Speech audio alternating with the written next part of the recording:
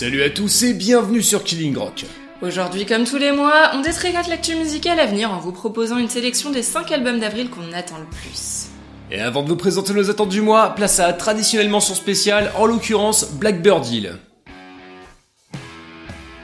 Blackbird Hill est un duo blues rock qui nous vient de la toujours très prolifique scène bordelaise. Leur musique semble tout droit sortie d'un film de Robert Rodriguez, du genre qu'on imagine jouer dans un saloon qui suinte le whisky.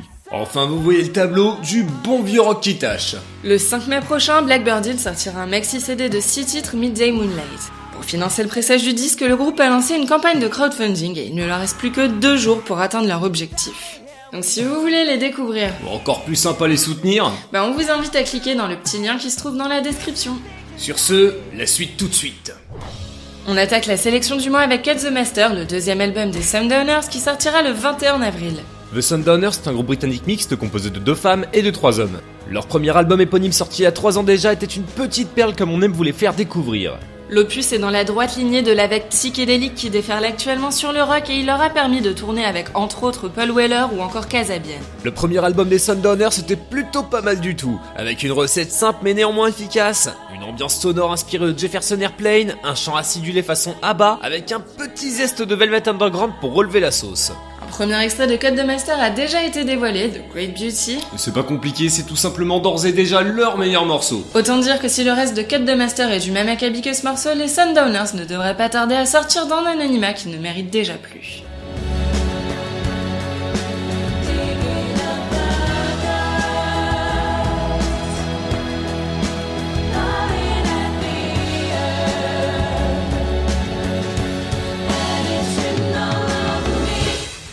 Le deuxième album du mois que l'on attend l'oreille bien tendue, c'est Death Song des Black Angels, qui sortira le 21 avril prochain. Ah ouais, Death Song, Black Angels, des gros métal ou quoi? Eh bien, pas vraiment. Encore une fois, on reste branché sur les années 60 puisque le nom du groupe, comme celui de l'album à venir d'ailleurs, vient d'une chanson du Velvet Underground, The Black Angels Death Song. Death Song sera le 6e album des Black Angels et mettra fin à 4 années d'absence pour le groupe. Le premier extrait de l'opus, Currency, est en tout cas excellent et semble marquer une rupture avec le très stoner Indigo Middarn. Death Song pourrait donc bien marquer un virage dans la carrière du groupe avec un son plus 60s que jamais.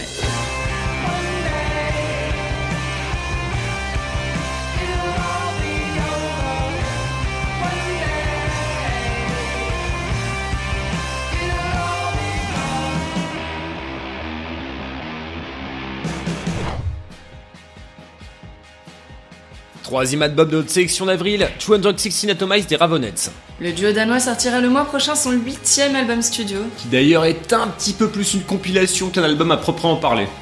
216 Atomize compile 12 morceaux qui sont déjà sortis l'an dernier sur le SoundCloud du groupe. Les derniers vendredis de chaque mois en 2016, les Raveonettes sortaient en effet un titre inédit. L'opus s'éloigne donc des archétypes musicaux habituels pour suivre une trame quelque peu déstructurée.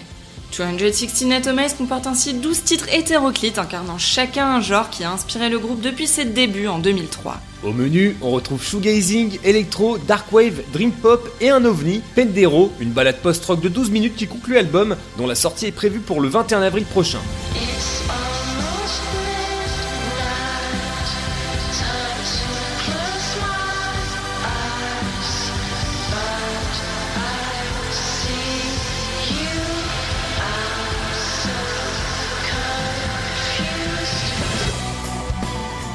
Quatrième album de ce mois d'avril que nous attendons particulièrement, Infinité de Deep Purple. Bon, concrètement, ça fait bien longtemps que Deep Purple n'a plus sorti de grands albums, et l'âge d'or de la formation appartient à un lointain passé. Mais Infinité sera le 20e et certainement l'ultime album des Britanniques. Aux côtés de Black Sabbath et Led Zeppelin, Deep Purple est assurément la formation hard rock la plus influente de tous les temps. C'est aussi et surtout la dernière encore en activité, mais probablement plus pour très longtemps. Le nom Infinité, qui signifie à la fin en latin, nous laisse en effet penser que cet album sera le barreau d'honneur de Deep Purple, et donc le dernier tour de piste d'un groupe fondé il y a près de 50 ans, quand même. Le premier extrait de l'album, All I Got Is You, joue en tout cas à fond la carte nostalgique, avec des riffs et des solos épiques dans tous les sens qui font honneur à ce que n'a jamais cessé d'être Deep Purple, la virtuosité incarnée.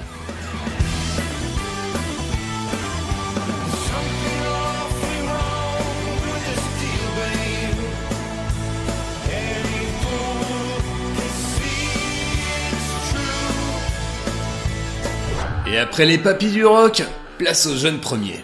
La palme de l'album le plus attendu du mois revient aux Français de Last Train, 23 ans de moyenne d'âge et qui sortiront le 7 avril prochain, Weathering. Originaire de Mulhouse, Last Train s'est déjà fait une belle réputation grâce à ses 2 premiers EP, Holy Family et Fragile, sortis en 2015 et 2016. Last Train est un vrai groupe de rock, comme on en voit trop peu percer en France. La qualité de leur musique et l'énergie folle que dégage le groupe en live vont d'ailleurs taper dans les oreilles des grands Manitou de la soupe musicale populaire française. Il faut dire qu'un bon groupe français qui fait du rock et pas de l'électro ou du métal, ça leur tombe pas dessus tous les jours. L'année dernière, Last Train a notamment assuré la première partie de Johnny Hallyday à Bercy. Wow, ça a dû lui faire tout drôle à son public d'écouter du vrai rock. Weathering sera le tout premier album de Last Train. Un premier pas pour le groupe donc. Et espérons-le, pourquoi pas, un grand pas pour le rock français qui est orphelin de toute tête d'affiche depuis Noir Désir.